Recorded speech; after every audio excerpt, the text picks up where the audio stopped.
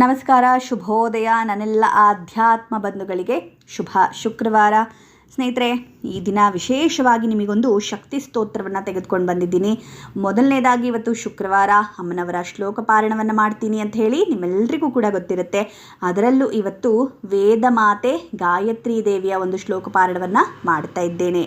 ಈ ಒಂದು ಶ್ಲೋಕದ ವೈಶಿಷ್ಟ್ಯತೆ ಎಷ್ಟಿದೆ ಅಂತ ಹೇಳಿದ್ರೆ, ನಿಮಗೆ ವಿದ್ಯೆ, ಬುದ್ಧಿ, ಧನ, ನಿಮ್ಮ ಸರ್ವ ಅಭೀಷ್ಟಗಳು, ದಾರಿದ್ರ್ಯವನ್ನು ದೂರ ಮಾಡುತ್ತೆ, ರೋಗವನ್ನು ದೂರ ಮಾಡುತ್ತೆ ಅನ್ನುವಂಥದ್ದು. ಈ ರೀತಿ ಬಹಳ ವಿಶೇಷವಾದಂಥ ಒಂದು ಶ್ಲೋಕವನ್ನು ಈ ದಿನ ನಾನು ಪಾರಾಯಣವನ್ನು ಮಾಡ್ತಾ ಇದ್ದೇನೆ.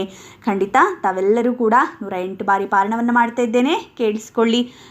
ಗಾಯತ್ರಿ ದೇವಿಯ ಪೂರ್ಣ ಅನುಗ್ರಹ ನಿಮಗೆ ಪ್ರಾಪ್ತವಾಗಲಿ ಅಂತ ಹೇಳಿ ಪ್ರಾರ್ಥನೆಯನ್ನು ಮಾಡ್ತಾ ಇದಕ್ಕೆ ಒಂದು ಸಣ್ಣ ಸಂಕಲ್ಪವನ್ನು ಹೇಳಿಬಿಡ್ತೀನಿ. ಸಂಕಲ್ಪವನ್ನು ಕೇಳಿಸ್ಕೊಂಡು ನೀವು ನಮಸ್ಕಾರವನ್ನು ಮಾಡಿಕೊಂಡು ತದನಂತರ ಶ್ಲೋಕ ಪಾರಾಯಣವನ್ನು ಕೇಳಿಸ್ಕೊಳ್ಳಿ. ಆದ್ಯ ಶುಭತಿಥೌ ಮಮೋಪಾತ ಸಮಸ್ತ ದುರಿತಕ್ಷದ್ವಾರ ಶ್ರೀ ಪರಮೇಶ್ವರ ಪ್ರೀತ್ಯರ್ಥಂ ಶ್ರೀ ಗಾಯತ್ರಿ ದೇವತಾ ಪ್ರಸಾದೇನ ಚಿಂತಿತ ಸಕಲ ಮನೋರಥ ಸಿದ್ಧ್ಯರ್ಥಂ ಮಮಾಧಿದೈವಿಕ ಆಧಿಭೌತಿಕ ಆಧ್ಯಾತ್ಮಿಕತಾಪತ್ರ ನಿವಾರಣಾರ್ಥಂ ಅಜ್ಞಾನ ನಿವೃತ್ತಿದ್ವಾರ ಸುಜ್ಞಾನ ಪ್ರಾಪ್ತ್ಯರ್ಥಂ ಅಸ್ಮಾಕಂ ಸಕುಟುಂಬಾನಾಂ ಕ್ಷೇಮ ಸ್ಥೈರ್ಯ ವೀರ್ಯ ವಿಜಯ ಅಭಯ ಆನಂದ ಆಯು ಆರೋಗ್ಯ ಅಷ್ಟೈಶ್ವರ್ಯ ಅಭಿವೃದ್ಧ್ಯರ್ಥಂ ಧರ್ಮಾರ್ಥ ಕಾಮ ಮೋಕ್ಷ ಚತುರ್ವಿಧ ಫಲ ಪುರುಷಾರ್ಥ ಸಿದ್ಧ್ಯರ್ಥಂ ಶ್ರೀ ಗಾಯತ್ರಿ ದೇವತಾ ಪ್ರಸಾದ ಸಿದ್ಧ್ಯರ್ಥಂ ಯಾವಚ್ಚಕ್ತಿ ಧ್ಯಾನಾಹ್ವಾನಾದಿ ಷೋಡಶೋಪಚಾರ ಪೂಜಾಂ ಕರಿಷ್ಯೇ. ಈಗ ಶ್ಲೋಕವನ್ನು ಕೇಳಿಸ್ಕೊಳ್ಳಿ ಸ್ನೇಹಿತರೆ. ಭಕ್ತಿಯಿಂದ ನಮಸ್ಕಾರವನ್ನು ಮಾಡಿಕೊಂಡು ಶ್ಲೋಕ ಪಾರಾಯಣವನ್ನು ಕೇಳಿಸ್ಕೊಳ್ಳಿ. ವಿದ್ಯಾ ಬುದ್ಧಿ ಧನಾದಿ ಸರ್ವ ವಿಭವ ಪ್ರಾಪ್ತ್ಯೈ ಜಗನ್ಮಂಗಳಾಂ ಸರ್ವಾಭೀಷ್ಟಫಲಪ್ರದಾಂ ಸ್ಮಿತಮುಖೀಂ ದಾರಿದ್ರ್ಯರೋಗಾಪಹಾಂ ಕಾರುಣ್ಯಮೃತವರ್ಷಿಣೇತ್ರಯುಗಲಾಂ ತಾಪತ್ರಯಧ್ವಂಸಿನೀಂ ಭಕ್ತತ್ರಾಣಪರಾಯಣಾಂ ಭಗವತೀಂ ಧ್ಯಾಯಾಮಿ ಸರ್ವೇಶ್ವರೀಂ. ವಿದ್ಯಾ ಬುದ್ಧಿ ಧನಾದಿ ಸರ್ವ ವಿಭವ ಪ್ರಾಪ್ತ್ಯೈ ಜಗನ್ಮಂಗಳಾಂ ಸರ್ವಾಭೀಷ್ಟಫಲಪ್ರದಾಂ ಸ್ಮಿತಮುಖೀಂ ದಾರಿದ್ರ್ಯರೋಗಾಪಹಾಂ ಕಾರುಣ್ಯಮೃತವರ್ಷಿಣೇತ್ರಯುಗಲಾಂ ತಾಪತ್ರಯಧ್ವಂಸಿನೀಂ ಭಕ್ತತ್ರಾಣಪರಾಯಣಾಂ ಭಗವತೀಂ ಧ್ಯಾಯಾಮಿ ಸರ್ವೇಶ್ವರೀಂ. ವಿದ್ಯಾ ಬುದ್ಧಿ ಧನಾದಿ ಸರ್ವ ವಿಭವ ಪ್ರಾಪ್ತ್ಯೈ ಜಗನ್ಮಂಗಳಾಂ ಸರ್ವಾಭೀಷ್ಟಫಲಪ್ರದಾಂ ಸ್ಮಿತಮುಖೀಂ ದಾರಿದ್ರ್ಯರೋಗಾಪಹಾಂ ಕಾರುಣ್ಯಮೃತವರ್ಷಿಣೇತ್ರಯುಗಲಾಂ ತಾಪತ್ರಯಧ್ವಂಸಿನೀಂ ಭಕ್ತತ್ರಾಣಪರಾಯಣಾಂ ಭಗವತೀಂ ಧ್ಯಾಯಾಮಿ ಸರ್ವೇಶ್ವರೀಂ. ವಿದ್ಯಾ ಬುದ್ಧಿ ಧನಾದಿ ಸರ್ವ ವಿಭವ ಪ್ರಾಪ್ತ್ಯೈ ಜಗನ್ಮಂಗಳಾಂ ಸರ್ವಾಭೀಷ್ಟಫಲಪ್ರದಾಂ ಸ್ಮಿತಮುಖೀಂ ದಾರಿದ್ರ್ಯರೋಗಾಪಹಾಂ ಕಾರುಣ್ಯಮೃತವರ್ಷಿಣೇತ್ರಯುಗಲಾಂ ತಾಪತ್ರಯಧ್ವಂಸಿನೀಂ ಭಕ್ತತ್ರಾಣಪರಾಯಣಾಂ ಭಗವತೀಂ ಧ್ಯಾಯಾಮಿ ಸರ್ವೇಶ್ವರೀಂ. ವಿದ್ಯಾ ಬುದ್ಧಿ ಧನಾದಿ ಸರ್ವ ವಿಭವ ಪ್ರಾಪ್ತ್ಯೈ ಜಗನ್ಮಂಗಳಾಂ ಸರ್ವಾಭೀಷ್ಟಫಲಪ್ರದಾಂ ಸ್ಮಿತಮುಖೀಂ ದಾರಿದ್ರ್ಯರೋಗಾಪಹಾಂ ಕಾರುಣ್ಯಮೃತವರ್ಷಿಣೇತ್ರಯುಗಲಾಂ ತಾಪತ್ರಯಧ್ವಂಸಿನೀಂ ಭಕ್ತತ್ರಾಣಪರಾಯಣಾಂ ಭಗವತೀಂ ಧ್ಯಾಯಾಮಿ ಸರ್ವೇಶ್ವರೀಂ. ವಿದ್ಯಾ ಬುದ್ಧಿ ಧನಾದಿ ಸರ್ವ ವಿಭವ ಪ್ರಾಪ್ತ್ಯೈ ಜಗನ್ಮಂಗಳಾಂ ಸರ್ವಾಭೀಷ್ಟಫಲಪ್ರದಾಂ ಸ್ಮಿತಮುಖೀಂ ದಾರಿದ್ರ್ಯರೋಗಾಪಹಾಂ ಕಾರುಣ್ಯಮೃತವರ್ಷಿಣೇತ್ರಯುಗಲಾಂ ತಾಪತ್ರಯಧ್ವಂಸಿನೀಂ ಭಕ್ತತ್ರಾಣಪರಾಯಣಾಂ ಭಗವತೀಂ ಧ್ಯಾಯಾಮಿ ಸರ್ವೇಶ್ವರೀಂ. ವಿದ್ಯಾ ಬುದ್ಧಿ ಧನಾದಿ ಸರ್ವ ವಿಭವ ಪ್ರಾಪ್ತ್ಯೈ ಜಗನ್ಮಂಗಳಾಂ ಸರ್ವಾಭೀಷ್ಟಫಲಪ್ರದಾಂ ಸ್ಮಿತಮುಖೀಂ ದಾರಿದ್ರ್ಯರೋಗಾಪಹಾಂ ಕಾರುಣ್ಯಮೃತವರ್ಷಿಣೇತ್ರಯುಗಲಾಂ ತಾಪತ್ರಯಧ್ವಂಸಿನೀಂ ಭಕ್ತತ್ರಾಣಪರಾಯಣಾಂ ಭಗವತೀಂ ಧ್ಯಾಯಾಮಿ ಸರ್ವೇಶ್ವರೀಂ. ವಿದ್ಯಾ ಬುದ್ಧಿ ಧನಾದಿ ಸರ್ವ ವಿಭವ ಪ್ರಾಪ್ತ್ಯೈ ಜಗನ್ಮಂಗಳಾಂ ಸರ್ವಾಭೀಷ್ಟಫಲಪ್ರದಾಂ ಸ್ಮಿತಮುಖೀಂ ದಾರಿದ್ರ್ಯರೋಗಾಪಹಾಂ ಕಾರುಣ್ಯಮೃತವರ್ಷಿಣೇತ್ರಯುಗಲಾಂ ತಾಪತ್ರಯಧ್ವಂಸಿನೀಂ ಭಕ್ತತ್ರಾಣಪರಾಯಣಾಂ ಭಗವತೀಂ ಧ್ಯಾಯಾಮಿ ಸರ್ವೇಶ್ವರೀಂ. विद्या बुद्धि धनादि सर्वविभवप्राप्त्यै जगन्मङ्गलां सर्वाभीष्टफलप्रदां स्मितमुखीं दारिद्र्यरोगापहां कारुण्यमृतवर्षिणीत्रयुगलां तापत्रयध्वंसिनीं भक्तत्राणपरायणां भगवतीं ध्यायामि सर्वेश्वरीम्। विद्या बुद्धि धनादि सर्वविभवप्राप्त्यै जगन्मङ्गलां सर्वाभीष्टफलप्रदां स्मितमुखीं दारिद्र्यरोगापहां कारुण्यमृतवर्षिणीत्रयुगलां तापत्रयध्वंसिनीं भक्तत्राणपरायणां भगवतीं ध्यायामि सर्वेश्वरीम्। विद्या बुद्धि धनादि सर्वविभवप्राप्त्यै जगन्मङ्गलां सर्वाभीष्टफलप्रदां स्मितमुखीं दारिद्र्यरोगापहां कारुण्यमृतवर्षिणीत्रयुगलां तापत्रयध्वंसिनीं भक्तत्राणपरायणां भगवतीं ध्यायामि सर्वेश्वरीम्। विद्या बुद्धि धनादि सर्वविभवप्राप्त्यै जगन्मङ्गलां सर्वाभीष्टफलप्रदां स्मितमुखीं दारिद्र्यरोगापहां कारुण्यमृतवर्षिणीत्रयुगलां तापत्रयध्वंसिनीं भक्तत्राणपरायणां भगवतीं ध्यायामि सर्वेश्वरीम्। विद्या बुद्धि धनादि सर्वविभवप्राप्त्यै जगन्मङ्गलां सर्वाभीष्टफलप्रदां स्मितमुखीं दारिद्र्यरोगापहां कारुण्यमृतवर्षिणीत्रयुगलां तापत्रयध्वंसिनीं भक्तत्राणपरायणां भगवतीं ध्यायामि सर्वेश्वरीम्। विद्या बुद्धि धनादि सर्वविभवप्राप्त्यै जगन्मङ्गलां सर्वाभीष्टफलप्रदां स्मितमुखीं दारिद्र्यरोगापहां कारुण्यमृतवर्षिणीत्रयुगलां तापत्रयध्वंसिनीं भक्तत्राणपरायणां भगवतीं ध्यायामि सर्वेश्वरीम्।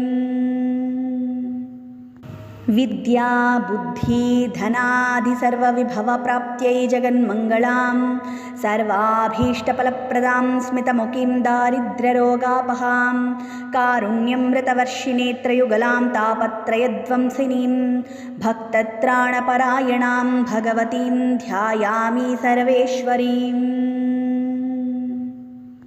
विद्या बुद्धि धनादि सर्वविभवप्राप्त्यै जगन्मङ्गलां सर्वाभीष्टफलप्रदां स्मितमुखीं दारिद्र्यरोगापहां कारुण्यमृतवर्षिणीत्रयुगलां तापत्रयध्वंसिनीं भक्तत्राणपरायणां भगवतीं ध्यायामि सर्वेश्वरीम्।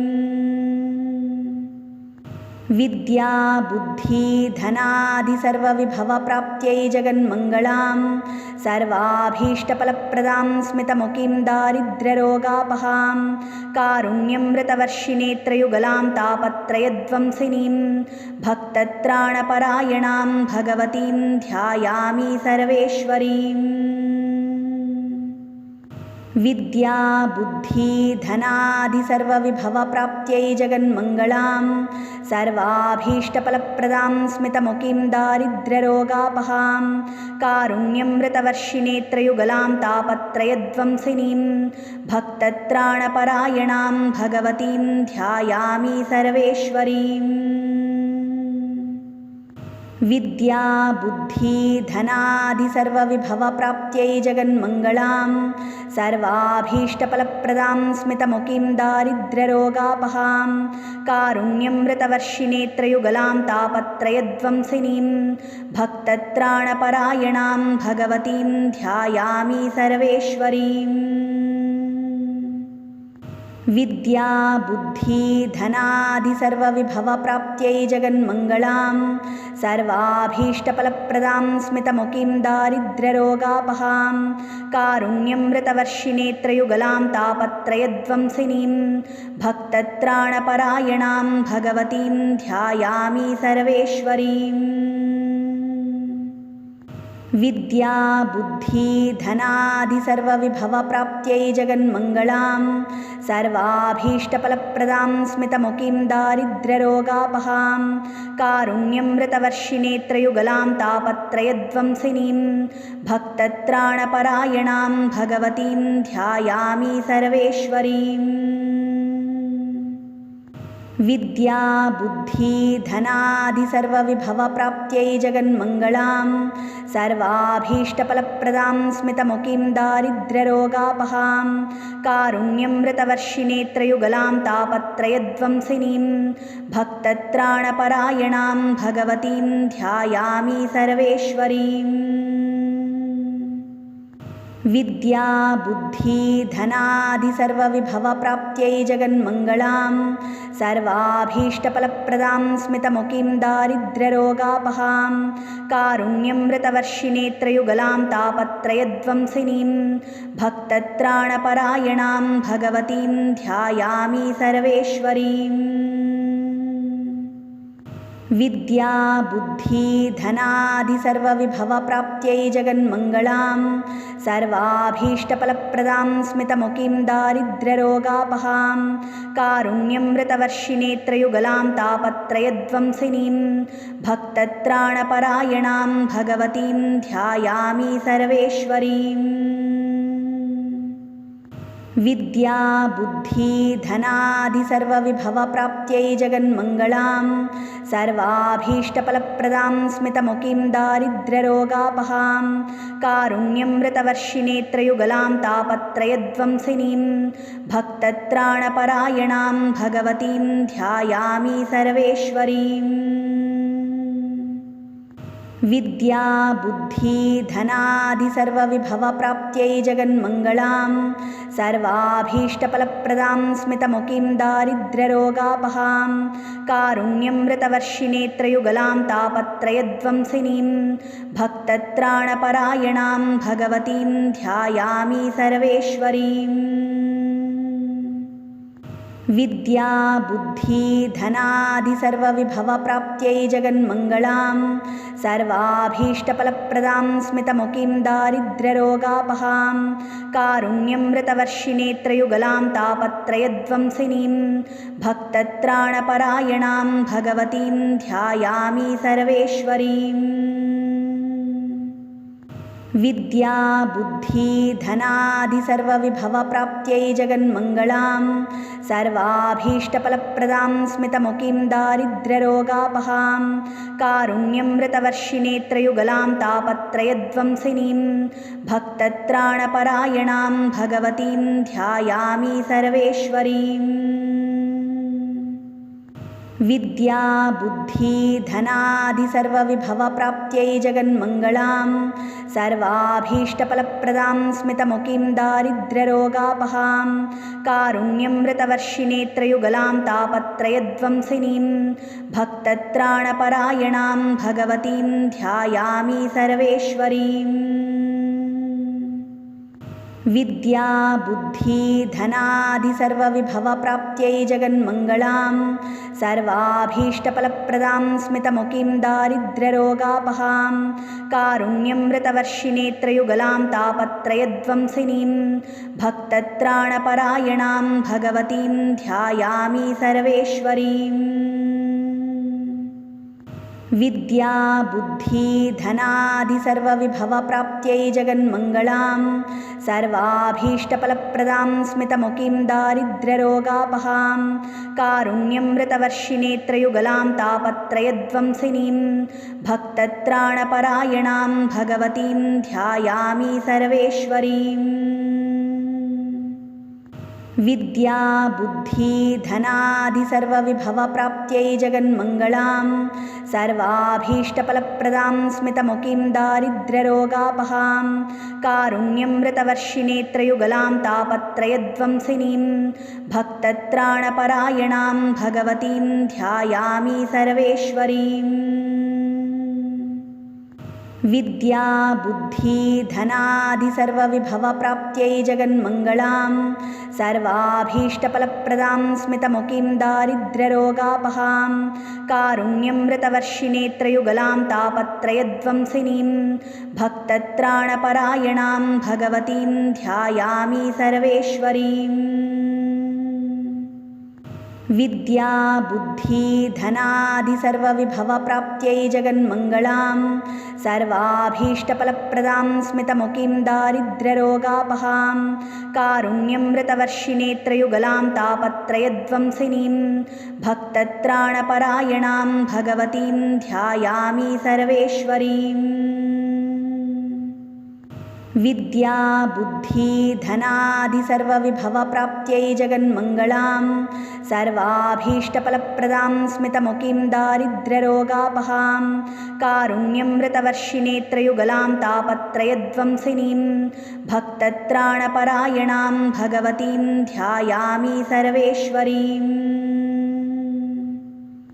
विद्या बुद्धि धनादि सर्वविभवप्राप्त्यै जगन्मङ्गलां सर्वाभीष्टफलप्रदां स्मितमुखीं दारिद्र्यरोगापहां कारुण्यमृतवर्षिणीं त्रयुगलां तापत्रयध्वंसिनीं भक्तत्राणपरायणां भगवतीं ध्यायामि सर्वेश्वरीम्।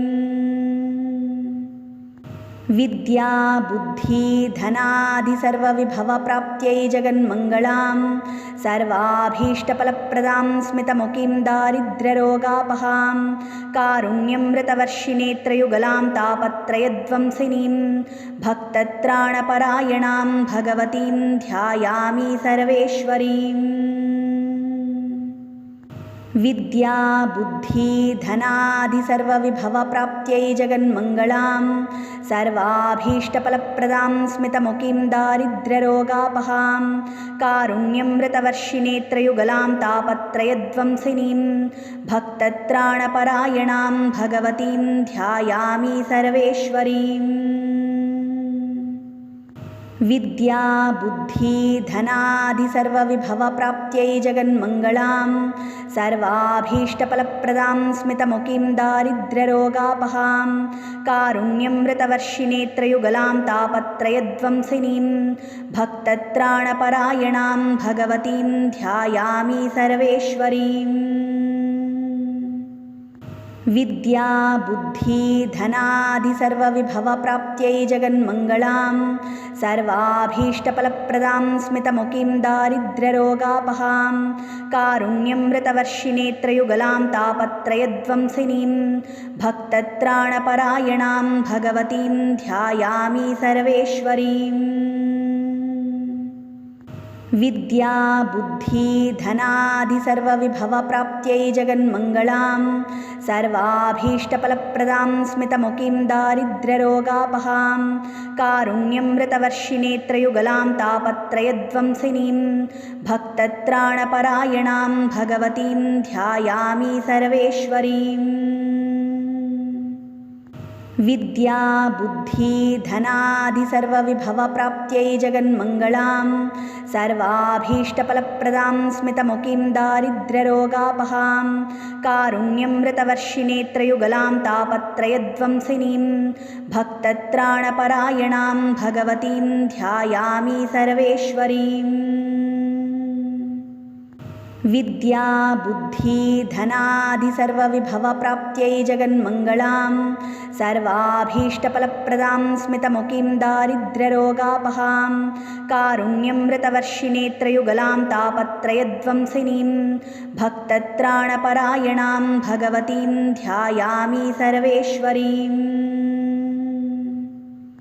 विद्या बुद्धि धनादि सर्वविभवप्राप्त्यै जगन्मङ्गलां सर्वाभीष्टफलप्रदां स्मितमुखीं दारिद्र्यरोगापहां कारुण्यमृतवर्षिणीं त्रयुगलां तापत्रयध्वंसिनीं भक्तत्राणपरायणां भगवतीं ध्यायामि सर्वेश्वरीम्।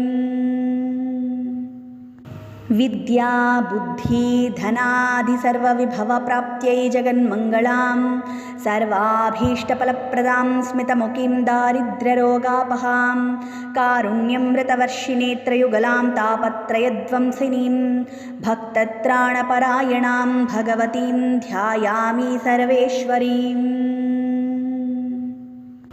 विद्या बुद्धि धनादि सर्वविभवप्राप्त्यै जगन्मङ्गलां सर्वाभीष्टफलप्रदां स्मितमुखीं दारिद्र्यरोगापहां कारुण्यमृतवर्षिणीत्रयुगलां तापत्रयध्वंसिनीं भक्तत्राणपरायणां भगवतीं ध्यायामि सर्वेश्वरीम्। विद्या बुद्धि धनादि सर्वविभवप्राप्त्यै जगन्मङ्गलां सर्वाभीष्टफलप्रदां स्मितमुखीं दारिद्र्यरोगापहां कारुण्यमृतवर्षिणीत्रयुगलां तापत्रयध्वंसिनीं भक्तत्राणपरायणां भगवतीं ध्यायामि सर्वेश्वरीम्। विद्या बुद्धि धनादि सर्वविभवप्राप्त्यै जगन्मङ्गलां सर्वाभीष्टफलप्रदां स्मितमुखीं दारिद्र्यरोगापहां कारुण्यमृतवर्षिणीत्रयुगलां तापत्रयध्वंसिनीं भक्तत्राणपरायणां भगवतीं ध्यायामि सर्वेश्वरीम्। विद्या बुद्धि धनादि सर्वविभवप्राप्त्यै जगन्मङ्गलां सर्वाभीष्टफलप्रदां स्मितमुखीं दारिद्र्यरोगापहां कारुण्यमृतवर्षिणीत्रयुगलां तापत्रयध्वंसिनीं भक्तत्राणपरायणां भगवतीं ध्यायामि सर्वेश्वरीम्। विद्या बुद्धि धनादि सर्वविभवप्राप्त्यै जगन्मङ्गलां सर्वाभीष्टफलप्रदां स्मितमुखीं दारिद्र्यरोगापहां कारुण्यमृतवर्षिणीत्रयुगलां तापत्रयध्वंसिनीं भक्तत्राणपरायणां भगवतीं ध्यायामि सर्वेश्वरीम्। विद्या बुद्धि धनादि सर्वविभवप्राप्त्यै जगन्मङ्गलां सर्वाभीष्टफलप्रदां स्मितमुखीं दारिद्र्यरोगापहां कारुण्यमृतवर्षिणीत्रयुगलां तापत्रयध्वंसिनीं भक्तत्राणपरायणां भगवतीं ध्यायामि सर्वेश्वरीम्। विद्या बुद्धि धनादि सर्वविभवप्राप्त्यै जगन्मङ्गलां सर्वाभीष्टफलप्रदां स्मितमुखीं दारिद्र्यरोगापहां कारुण्यमृतवर्षिणीत्रयुगलां तापत्रयध्वंसिनीं भक्तत्राणपरायणां भगवतीं ध्यायामि सर्वेश्वरीम्। विद्या बुद्धि धनादि सर्वविभवप्राप्त्यै जगन्मङ्गलां सर्वाभीष्टफलप्रदां स्मितमुखीं दारिद्र्यरोगापहां कारुण्यमृतवर्षिणीत्रयुगलां तापत्रयध्वंसिनीं भक्तत्राणपरायणां भगवतीं ध्यायामि सर्वेश्वरीम्। विद्या बुद्धि धनादि सर्वविभवप्राप्त्यै जगन्मङ्गलां सर्वाभीष्टफलप्रदां स्मितमुखीं दारिद्र्यरोगापहां कारुण्यमृतवर्षिणीत्रयुगलां तापत्रयध्वंसिनीं भक्तत्राणपरायणां भगवतीं ध्यायामि सर्वेश्वरीम्। विद्या बुद्धि धनादि सर्वविभवप्राप्त्यै जगन्मङ्गलां सर्वाभीष्टफलप्रदां स्मितमुखीं दारिद्र्यरोगापहां कारुण्यमृतवर्षिणीत्रयुगलां तापत्रयध्वंसिनीं भक्तत्राणपरायणां भगवतीं ध्यायामि सर्वेश्वरीम्। विद्या बुद्धि धनादि सर्वविभवप्राप्त्यै जगन्मङ्गलां सर्वाभीष्टफलप्रदां स्मितमुखीं दारिद्र्यरोगापहां कारुण्यमृतवर्षिणीत्रयुगलां तापत्रयध्वंसिनीं भक्तत्राणपरायणां भगवतीं ध्यायामि सर्वेश्वरीम्। विद्या बुद्धि धनादि सर्वविभवप्राप्त्यै जगन्मङ्गलां सर्वाभीष्टफलप्रदां स्मितमुखीं दारिद्र्यरोगापहां कारुण्यमृतवर्षिणीत्रयुगलां तापत्रयध्वंसिनीं भक्तत्राणपरायणां भगवतीं ध्यायामि सर्वेश्वरीम्। विद्या बुद्धि धनादि सर्वविभवप्राप्त्यै जगन्मङ्गलां सर्वाभीष्टफलप्रदां स्मितमुखीं दारिद्र्यरोगापहां कारुण्यमृतवर्षिणीत्रयुगलां तापत्रयध्वंसिनीं भक्तत्राणपरायणां भगवतीं ध्यायामि सर्वेश्वरीम्। विद्या बुद्धि धनादि सर्वविभवप्राप्त्यै जगन्मङ्गलां सर्वाभीष्टफलप्रदां स्मितमुखीं दारिद्र्यरोगापहां कारुण्यमृतवर्षिणीत्रयुगलां तापत्रयध्वंसिनीं भक्तत्राणपरायणां भगवतीं ध्यायामि सर्वेश्वरीम्।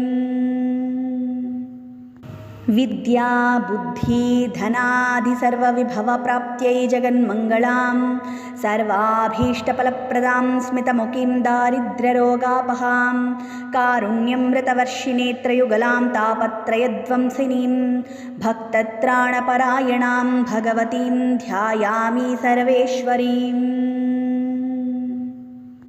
विद्या बुद्धि धनादि सर्वविभवप्राप्त्यै जगन्मङ्गलां सर्वाभीष्टफलप्रदां स्मितमुखीं दारिद्र्यरोगापहां कारुण्यमृतवर्षिणीत्रयुगलां तापत्रयध्वंसिनीं भक्तत्राणपरायणां भगवतीं ध्यायामि सर्वेश्वरीम्।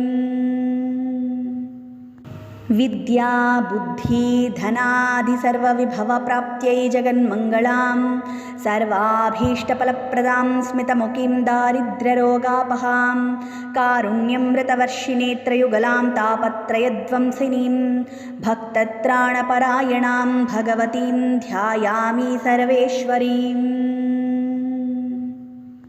विद्या बुद्धि धनादि सर्वविभवप्राप्त्यै जगन्मङ्गलां सर्वाभीष्टफलप्रदां स्मितमुखीं दारिद्र्यरोगापहां कारुण्यमृतवर्षिणीत्रयुगलां तापत्रयध्वंसिनीं भक्तत्राणपरायणां भगवतीं ध्यायामि सर्वेश्वरीम्।